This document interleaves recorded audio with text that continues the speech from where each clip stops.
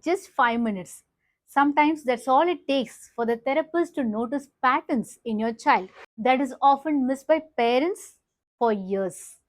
No, I'm not saying that parents do not know their kids. They do know their kid much better than anybody else. But therapists have a different lens during assessment to observe your kid.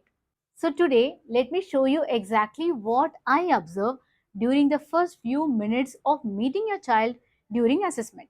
The moment your child walks into the room, even before I say a word to your child, I start observing. How does your child enter the room? Do they quietly look around before exploring? Are they aware that they are in a new place? Do they stay close to you? Do they feel uncomfortable? Or do they excitedly walk straight to the toys that are kept? These little moments tell me how exactly your child responds to a new place and new experience.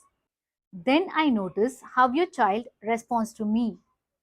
I might simply smile and say hi, or I may not say anything for the first few seconds.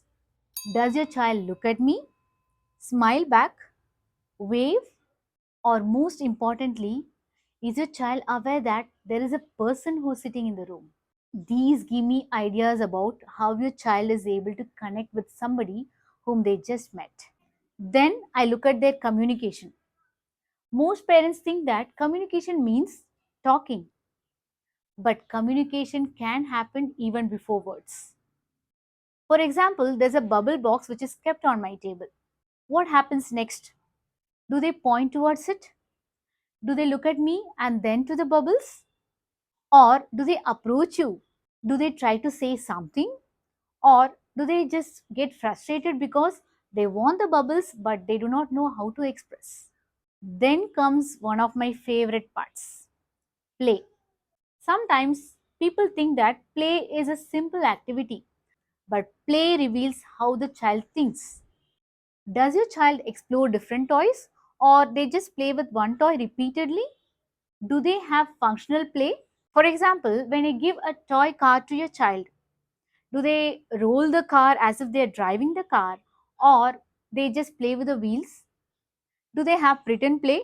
For example, do they feed the doll or make the doll to sleep or they just play with the eyes of the doll? Do they repeat the activity again and again? Do they invite somebody to play along or they are happy to play on their own? These informations help me to understand your child's imagination, learning, attention, problem solving, and social interaction. And here's something many parents do not expect. I also pay attention to how you and your child interact. For example, if your child wants something, how do they approach you? How do you respond to them? If your child is restless, what usually happens? Do they come to you for comfort? Do you reassure them? How do you help them settle?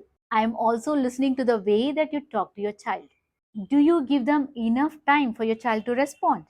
Is your language matching with your child's understanding?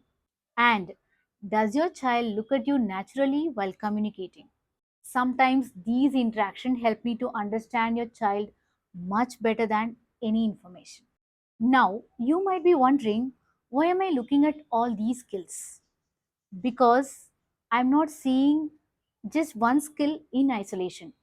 I'm looking at the pattern, and these observations help me to understand the child as a whole and not just the concerns that brought you to therapy. Now, the question is, does a therapist understand everything about the child in just 5 minutes? The answer is no. These observations do not give us a diagnosis initially, but these gives us clues so that we can plan the assessment procedure according to these. Then we combine these observations with the details that you provide as a parent. And most importantly, we do take opinions from other professionals like occupational therapist, psychologist, special educator, and physiotherapist. When all these information come together, we finally see the full picture. So the next time that you get your child for assessment and you see the therapist just observing the child quietly, please understand that they are not just looking at the child, they are trying to observe the patterns so that they can plan the therapy and the assessment according to your child.